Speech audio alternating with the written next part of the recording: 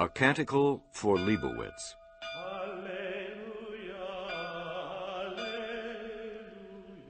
Part 7 of a series in 15 parts, adapted from a novel by Walter Miller, Jr.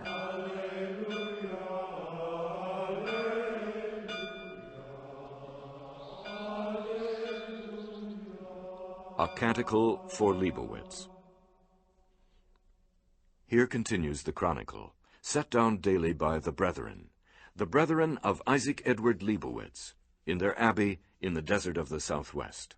Quote, "It came to pass in the reign of Hannigan of Texarkana, that a cousin of the king was a man of great learning, and his name was Don Tadeo.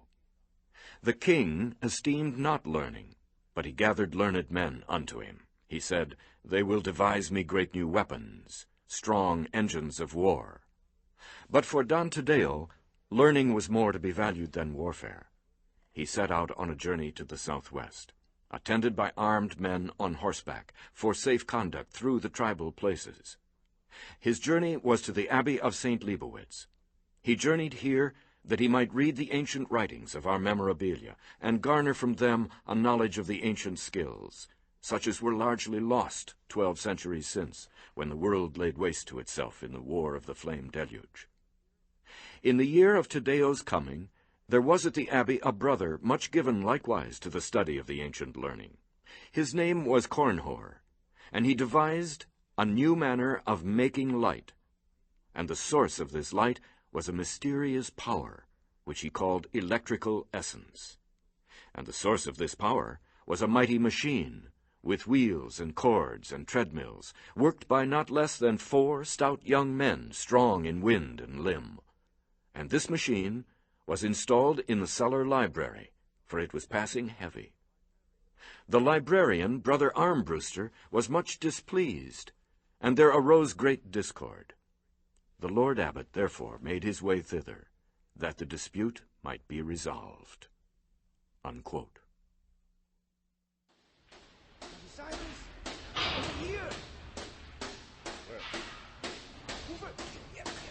Bedlam in the basement, as Abbot Paolo cautiously descended the stairs. Someone was hammering metal pins into stone. Sweat mingled with the odor of old books. A feverish bustle of unscholarly activity, confusion by lamplight. Novices hurried past with tools. Novices stood in groups and studied floor plans. "Well, Abbot Paolo!" Brother Cornhor stood beside a makeshift piece of machinery with a grin of enthusiasm. "Oh, we'll soon have a light such as no man alive has ever seen." "This is not without a certain vanity, brother." "Vanity, Domine? To put to good use what we've learned?" "I had in mind our haste to put it to use in time to impress a certain visiting scholar. Oh. But never mind. Tell me about this machine." "Yes, my lord. This axle connects by these pulleys and belts to this turnstile. These wagon wheels are mounted on the axle. Their iron tires are scored with deep grooves, so we can wrap all this copper wire around them. The wheels are free to spin in midair. The tires don't touch anything. Then these stationary blocks of iron face the tires but don't quite touch them. Then the blocks themselves are wrapped with all this wire." And what are they called? "Field coils, they're called, Father Abbot. It'll be the greatest physical improvement in the Abbey since we got the printing press 100 years ago. Will it work?" Oh, I'll stake a month's extra chores on it, my lord." "Really? And where does the light come out?" "Oh, we have a special lamp for that. What you see here is only the dynamo. It produces the electrical essence which the lamp will burn." This essence, can't it be extracted from mutton fat?" No. The electrical essence is, do you want me to explain? Better not. Natural science is not my bent. I'll leave it to you younger heads. But tell me, if by studying writings from the memorabilia you can learn how to construct this thing, why do you suppose none of our predecessors saw fit to construct it? Well, it's not easy to explain. Actually, in the writings that survive, there's no direct information about the construction of a dynamo. Rather, you might say the information is implicit in a whole collection of fragmentary writings, partially implicit, and it has to be got out by deduction. But to get it, you also need some theories to work from, theoretical information our predecessors didn't have. But we do. Well, yes. Now that there have been a few men like Don Taddeo. Was that a complete sentence? Well, until recently, not many philosophers concerned themselves with new theories in physics. Actually, it was the work of Don Taddeo that gave us the necessary working axioms. His work on the mobility of electrical essences, for example, and his conservation theory. He should be pleased, then, to see his work applied. Oh, I certainly hope so, my lord. Yes. Well, but where's the lamp itself, may I ask? I hope it's no larger than the dynamo. Oh, no, Dominic. No size at all. This is it. These are the carbons. The ancients would have called it an arc lamp. There was another kind, but we don't have the materials to make it. Amazing. And where does the light come from? Here, in this gap between the carbons. It must be a very tiny flame. Ooh, bright! Brighter, I expect, than 100 candles. No. Oh, you find that impressive? Well, yes. Just think how we've been limping along on beeswax and mutton fat. I've been wondering if the ancients used carbons on their altars instead of candles. No, definitely no. I can tell you that. Please dismiss that idea as quickly as possible and don't ever think of it again. Yes, Father Abbot. Now, where are we going to hang that thing? Well, I hadn't given it any thought. I suppose it should go over the desk where Don Taddeo will be working. We'd better ask Brother Armbruster about that. Oh. What's the matter? Have you and Brother Armbruster been... Well, really, Father Abbot, I haven't lost my temper with him even once. Oh, we've had words, but he doesn't want anything moved. He keeps mumbling about witchcraft and the like. It's not easy to reason with him. His eyes are half blind now from reading by dim light. And yet he says it's devil's work we're up to. I don't know what to say. So it's up to me to sort him out for you, I wish you would say... Speak of the devil. Well, you've got your way now, Brother Cornor. When will you be putting in a mechanical librarian? We do find hints, Brother Armbruster, that once there were such things. In descriptions of the Machina Analytica, you find references... Enough! Brother Armbruster, Don Taddeo will need a place to work. What do you suggest? Let him read at the lectern in the natural science alcove like anyone else. What about setting up a study for him here on the open floor, Father Abbot? Besides a desk, he'll need an abacus, a wall slate, and a drawing board. We could partition it off with temporary screens. I thought he was going to need the memorabilia. He will. Well, then he'd have to walk back and forth a lot. If you put him in the middle, the rare volumes are chained, and the chains won't reach that far. Well, that's no problem. Take off the chains. What? That's silly anyway. No, you don't. Those chains stay on. But why? Brother, it is not the book burners now. It's the villagers we have to worry about. Those chains stay on. You see, my lord? Brother Armbruster's right. There's too much agitation in the village. The town council expropriated our school, don't forget. Now they've got a village library, and they want to fill its shelves, preferably with rare volumes, of course. Not only that, we had trouble with thieves last year. No, the rare volumes stay chained. All right. So he'll have to work in the alcove. Now, where do we hang your wondrous lamp? Well, if he's going to work in the alcove, we'll just have to take down the crucifix from the arch and hang the lamp there instead temporarily. Well, there's no other... Pagan!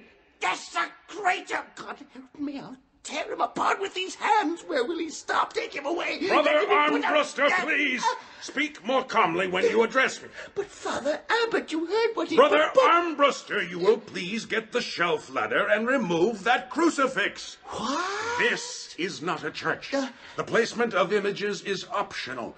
For the present, you will please take down the crucifix. Lord It's Abbot... the only suitable place for the lamp, it seems. Now, later, we may change it. Lord Now, I Abbot... realize that this whole thing has disturbed your library and perhaps your digestion. But we hope it's in the interests of progress. If it isn't... Lord then... Abbot, you would make our Lord move over to make room for progress. Brother Armbruster! Why don't you just hang the witch light around our Lord's Brother neck? I do not force your obedience. I'm sorry, my lord. You will see me in my study after Compline. I'll get the ladder, Father Abbot. Abbot Paolo glanced up at the crucifix. Do you mind? He wondered. There was a knot in his belly. The knot would exact its price later. He left the basement before anyone could notice how such trivial discomfort could overcome him these days. The installation was completed the following day. Twice Paolo had been forced to warn Brother Armbruster privately, and then to rebuke him publicly during chapter. And yet he felt more sympathy for the librarian's stand than he did for Cornhor's. He sat, slumped at his desk, and waited for news from the basement. He kept one hand tucked into the front of his habit. He patted his belly as though trying to calm an hysterical child. Cramping in the gut. It always seems to come when there's some kind of unpleasantness in the offing. Sometimes goes away again if the unpleasantness breaks out into the open, where I can wrestle with it. But now it was not going away. I'm being warned, yes. By an angel? Or a demon? Warned. Perhaps conscious? Yes, of myself, and something I haven't faced yet. He winced at the pain. But what? And quickly looked toward the corner of his study, at the wooden statue of St. Leibowitz. The statue was of Leibowitz at his martyrdom, caught by a mob and hanged over a fire. The abbot had grown fond of the old 26th century wood carving. Its face wore a curious smile, unusual for a sacramental image. Curious look, considering you've got a hangman's rope around your neck. Where did the idea come from? The idea for the smile. Tradition, said Brother Francis Gerard, 500 years ago.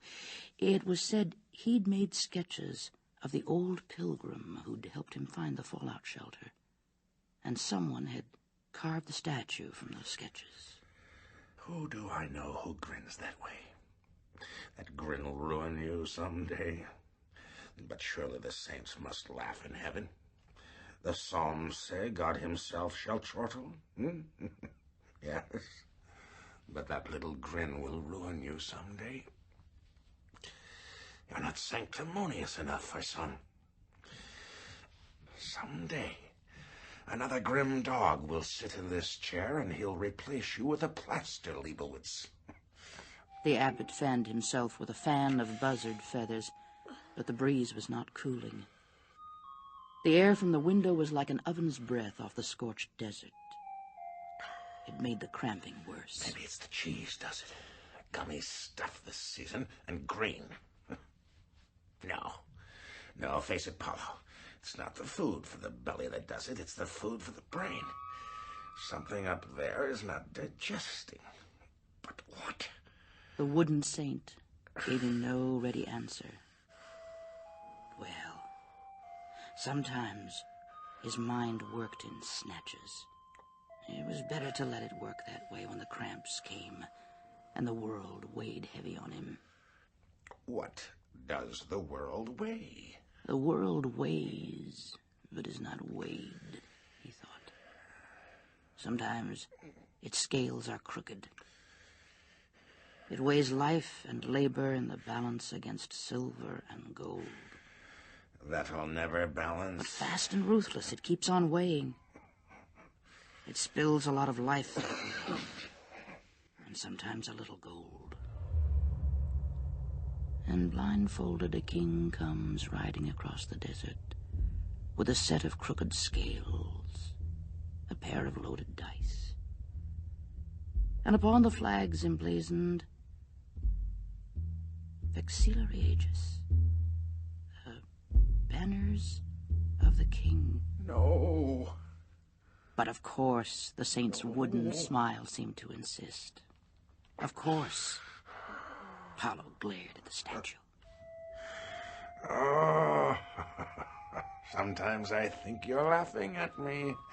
Do they laugh at us in heaven? Saint Maisie of York herself. Remember her, old man? She died of a laughing fit. Well, that's different. She died laughing at herself. No, that's not so different either. Again, the pain. And the king is coming to weigh books in the basement with his pair of crooked scales. How crooked, Paolo? And what makes you think the memorabilia is free of dross? Treasured fragments of a dead civilization, yes, there are those there, true.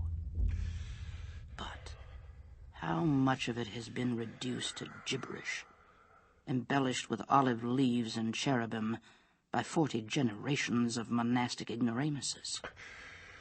I made him travel all the way from Texarkana through dangerous country. Now I'm just worrying that what we've got may prove worthless to him. He glared at the smiling saint again. And again. Vexilla Regis. Vexilla Regis. Inferni pro Deum. The banners of the King of Hell go forth. The perverted line from an ancient commedia nagged like an unwanted tune in his head. The knot in his belly pulled tighter. Oh, does the chalice have to be right now? But crucifixion is always now. Now, ever since before Abraham, even is always now. Before Dante Deo, even now. Always for everybody, anyhow, is to get nailed on it. And then to hang on it, and if you drop off, they beat you to death with a shovel. So do it with dignity, old man. If you can belch with dignity, then you may go to heaven if you're sorry enough about messing up the rug. He waited a long time.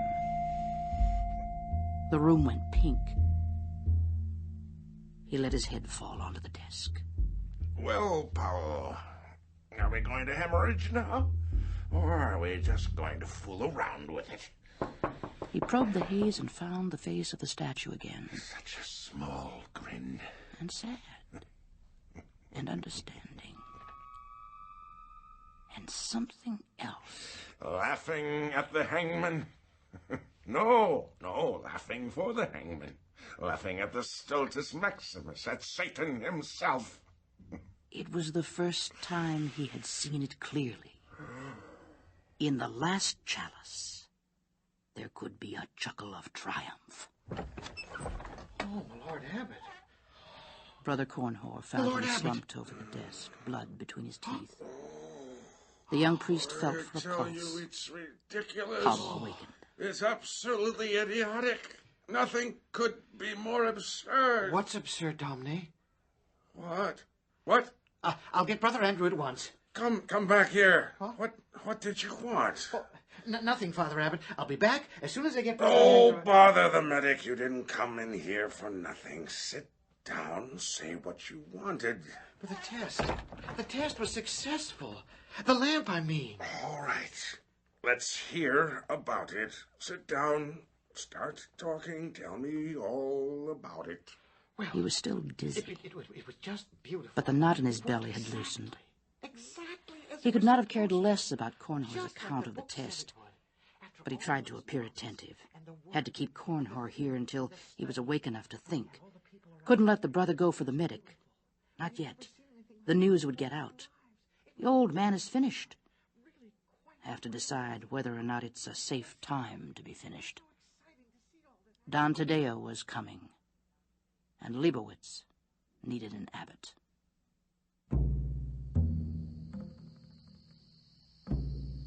Meanwhile, out on the plains between Texarkana and the Abbey, Don Taddeo was the guest of Mad Bear. Taddeo sat huddled in a blanket close to the fire. There were 12 guests in all. The leader of the party was obviously a madman.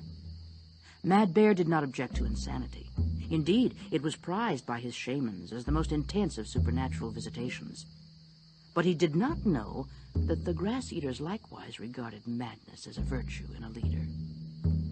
This one spent half his time digging in the earth down by the dry riverbed, and the other half writing in a small book. Obviously a witch. Probably not to be trusted. Besides, he was a grass-eater, and grass-eaters were enemies. But he would not treat them altogether as enemies. Not yet. Their king, Hannigan, who was almost as wise as a man, had secretly treated with him to supply the tribe with arms. He would accept the arms and leave the grass-eaters undisturbed for a while and bide his time. So when these 12 from Texarkana rode into his camp, he treated them with condescending courtesy, as was proper to cowards and weaklings. A pitcher of blood was placed in front of Mad Bear. It was fresh from a butchered steer and still warm. A bowl of blood! Blood to fatten this man's arms! Give this grass-eater a cup of red.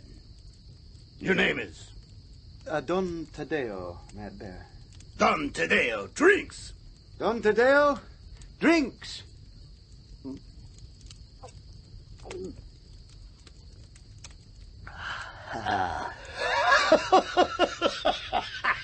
Tell me, how is it your people drink no water?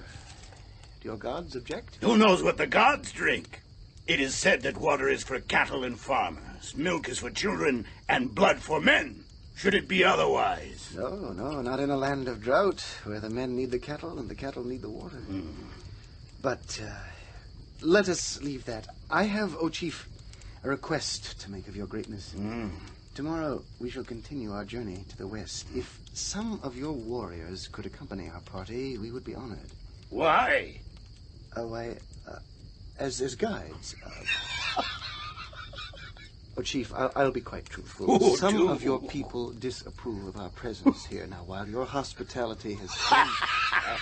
You are afraid. You fear ambush when you leave my tents. You eat grass and are afraid of a fight. Don't fear. Real men shall accompany you. I thank you. Tell us, what is it you look for in the dry land? New places for planting grass.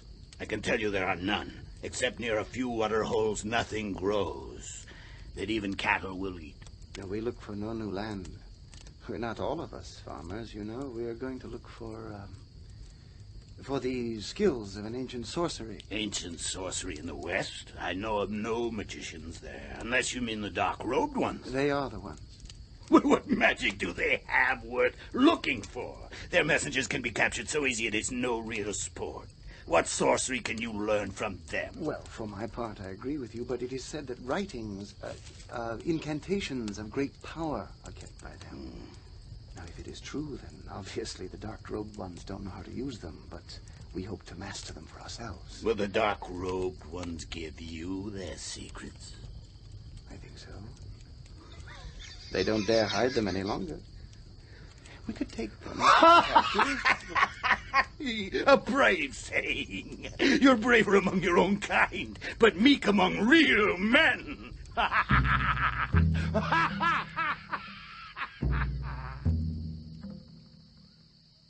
Don Tadeo had his fill of Mad Bear's boasts. He went to bed. The soldiers stayed at the campfire to plan with Mad Bear the war. But the war, after all, was none of Tadeo's affair. The political aspirations of his ignorant cousin were far from his own interest in a revival of learning, except when cousin's patronage proved useful. Meanwhile, it seemed their journey could go forward safely. And all the while, at the Abbey, Paolo held his belly and tried to forget the warning pounding in his head.